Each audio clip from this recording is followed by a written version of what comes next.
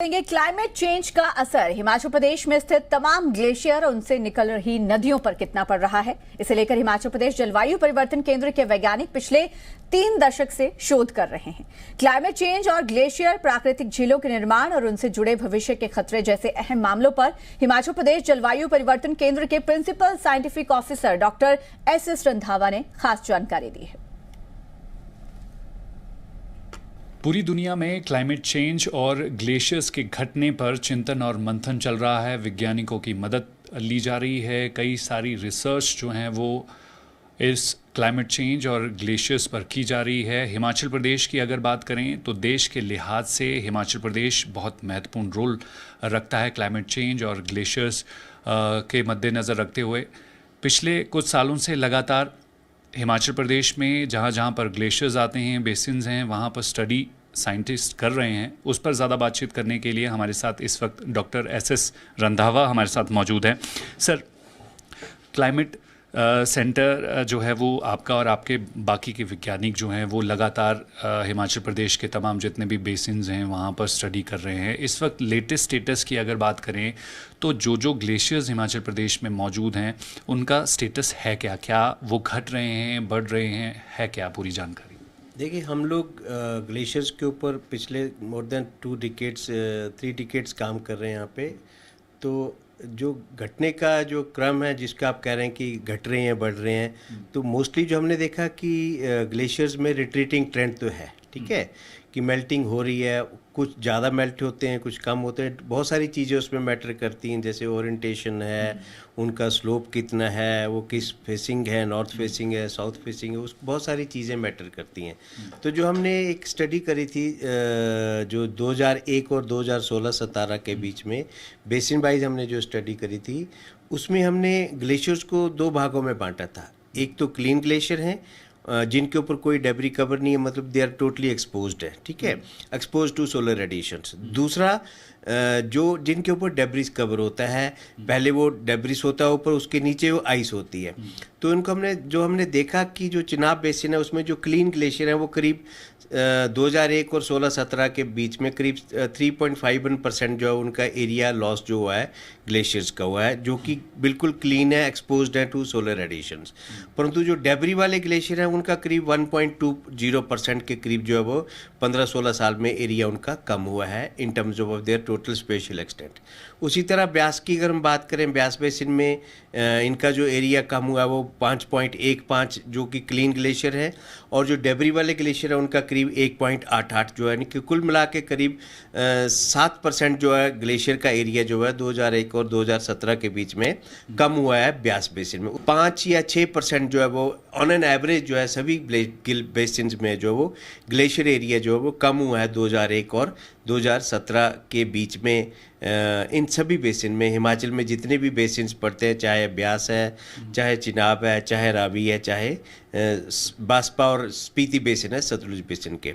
तो ये अगर आप देखें तो जैसे ये लिस्ट 4 का सैटेलाइट डाटा है, स्पीति बेसिन है, इसमें 2 लाइनें आपको दिखेंगी, एक रेड लाइन दिख रही है और एक जो है वो आपको येलो लाइन दिख रही है। रेड लाइन जो है वो 2006 की है और येलो लाइन जो है 2016 की है। तो अगर आप यहाँ पे ये देखें, सपोज करो ये ग्लेशियर है कोई जिसका 2006 में एरिया 2.37 था और 2016 में 2.29, मतलब 0.08 स्क्वायर किलोमीटर जो एरिया उसका करीब 10 साल में जो है वो कम हो गया है। तो ये जो लिस्ट 4 का डाटा है इसमें आपको ज़्यादा एक्यूरेसी मिलती है, क्योंकि ग्लेशियर का ऐसा फील्ड है जिसको आप कन्वेंशनल मेथड से नहीं जा सकते, हर ग्लेशियर पे नहीं जा सकते काम करने, कोई भी नहीं जा सकता है, ठीक है, चाहे वो जियोलॉजिकल सर्वे ऑफ इंडिया है या कोई और एजेंसी है। तो इस करके हमारे को सैटेलाइट के माध्यम से ही इसकी मैपिंग करनी पड़ती है, उनका स्टेटस मॉनिटर करना पड़ता है। तो जो लिस्ट 4 डाटा है वो एक अच्छा टूल है हमारे पास सैटेलाइट डाटा का, जिसमें इसमें हम ये कह सकते हैं कि हाँ वाकई हमारे ग्लेशियर जो है वो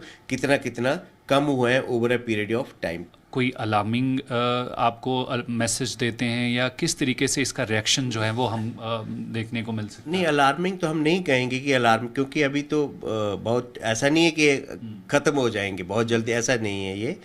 ये हमको मान लेना चाहिए कि जो टेम्परेचर जैसे इंक्रीज कर रहे हैं, आपने भी महसूस किया होगा कि लास्ट ईयर जो मार्च में हमारे एकदम अब्रप्ट राइज हुई थी टेम्परेचर्स में, 2022 और 21 के बीच में करीब 5-5 डिग्री टेम्परेचर जो है वो राइज हो गया था। जैसे अगर हम हमारे जो हाई एल्टीट्यूड एरिया है, केलोंग है, डलहौजी है, रिकोंगपी है, जो हमने इनको डाटा को प्लॉट करके देखा था, तो मार्च और अप्रैल में पिछले साल से 2021 और 22 के बीच में करीब 5% जो है वो टेम्परेचर जो है बढ़ गए थे, जिसका इफेक्ट जो है वो हमारे स्नो कवर एरिया के ऊपर पड़ा था।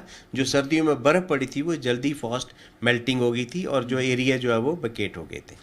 सर, एक और सवाल का जवाब आपसे ले लेते हैं। जिस तरीके से इन सारे के सारे माउंटेन्स की अगर बात करें जो स्नो कैप्ड रहते हैं, वहाँ पर लेक्स फॉर्म हो रही हैं, इसका एक्चुअल जो काउंटिंग्स हैं वो कितनी हैं? आर्टिफिशियल लेक्स की लाइफ कितनी रहती है? क्या इन लेक से कोई बेनिफिट भी लिया जा सकता है? उस पर जो है सरकार से आपकी कोई बातचीत चल रही है?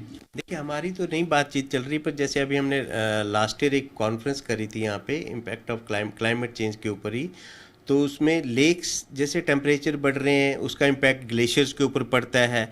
ग्लेशियर मेल्ट करते हैं तो आगे लेक्स बनती हैं, ठीक है। तो इस तरह की हम अगर जैसे बड़ी बड़ी लेक्स हैं, अगर उनमें कुछ वहाँ पे कितना पोटेंशियल है उन लेक्स का, तो उसमें कुछ एक स्टडीज़ की जा सकती हैं। जैसे आईआईसी बेंगलोर के साइंटिस्ट थे, उन्होंने बताया था कि वहाँ पे अगर हाइडल पोटेंशियल उनका देखा जाए तो उस तरह का अध्ययन कर सकते हैं, अगर उस पॉइंट ऑफ व्यू से देखा जाए तो।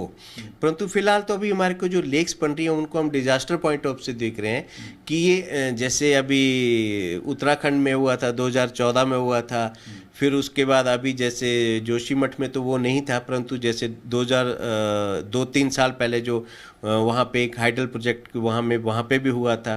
तो उस तरह से हम डिजास्टर पॉइंट ऑफ व्यू से मॉनिटरिंग कर रहे हैं जितनी भी लेक्स हैं चाहे, परंतु ये देखा कि जो छोटी लेक्स हैं वो ज़्यादा बन रही हैं। तो उसका मतलब वो क्लाइमेट का इफ़ेक्ट है कि छोटी लेक्स बनना, मतलब इसे इंडिकेटर कि वो क्लाइमेट की वजह से जैसे ग्लेशियर मेल्ट कर रहे हैं तो छोटी छोटी लेक्स जो है वो उनकी कंसंट्रेशन जो है वो बढ़ रही है, ज़्यादा है in comparison to bigger lakes. तो अगर कुल मिला के अगर हम हिमाचल की बात करें तो अलग अलग बेसिन्स में जैसे बड़ी लेक्स हैं, जैसे चिनाब बेसिन में सबसे बड़ी लेक है जैसे गिपांग गात ग्लेशियर लेक है, उसका एरिया करीब 100 हेक्टेयर के करीब उसका एरिया है। उसी तरह समुद्री टापू के आगे ग्लेशियर लेक है।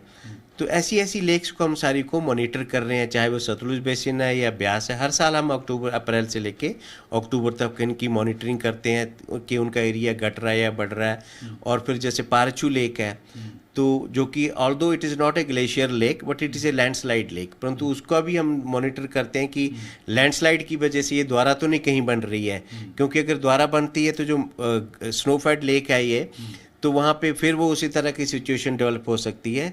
तो ये सारी इसको हम क्लोज वॉच रखते हैं इन सारी चीज़ों को थ्रू सैटेलाइट डाटा। सरकार से कोई अभी लेटेस्ट स्टडी का कार्यक्रम आपका चल रहा है?